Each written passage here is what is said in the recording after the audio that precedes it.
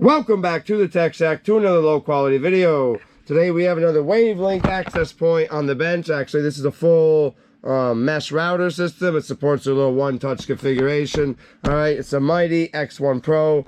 They didn't send this to me. I picked this up myself. This is on sale right now for around $45 on Amazon. So for that price, I couldn't pass it up. This is gonna phase out my AX1350 TP-Link access point and here my Umada one. So then I'm gonna be down to one access point.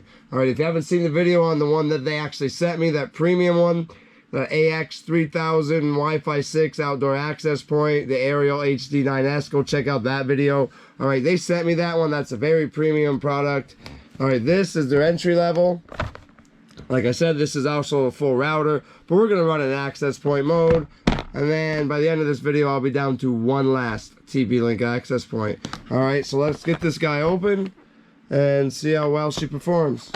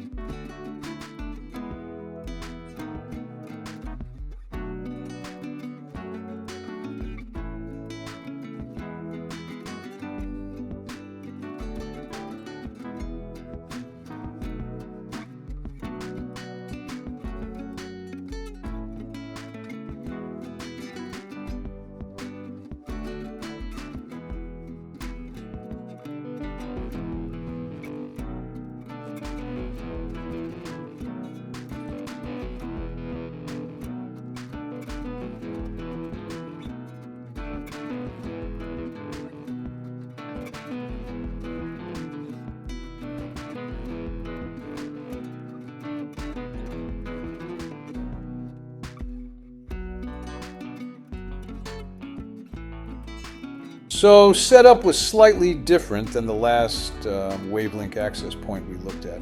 With the Mighty EX1 Pro, you have to go through the basic router setup. Then you can go back into settings and set it to access point mode only if you want to use it as just an access point. If you are using it as a router, it is fast enough to route gigabit traffic, but only has 2 LAN ports.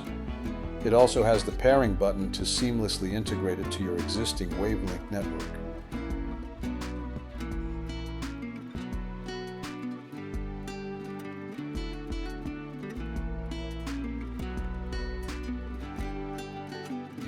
Despite only having 4 external antennas and 1 internal antenna, versus the 6 massive antennas of the HD9S. Speed tests were pretty much on par. The only difference is the Mighty takes a second to ramp up to max speed during file transfers, while the HD9S leaves the gate at full speed. Obviously, in range testing, the Mighty was nowhere near the HD9s, but it was very impressive, able to connect in the house with the access point way out in the shop hundreds of feet away, going through several exterior walls. All in all, I am very happy with the results, and for under $50, you're not going to find a better Wi-Fi 6 access point, let alone a full router. A handful of these in a large house meshed together would be all most people would need. Alright, so performance is pretty damn good for $45. It is now sitting out here in the shop as the access point for the shop.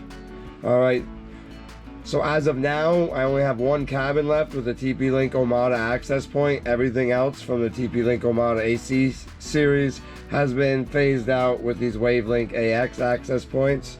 Alright, this one will probably move out to that cabin and replace the last TP-Link access point. I'm probably going to upgrade this to something like this very soon and complete the upgrade to Wi-Fi 6. I know Wi-Fi 7 is a thing now in 6E, but I'm always a generation behind. But that is it for this low quality video. I will see you guys in the next one.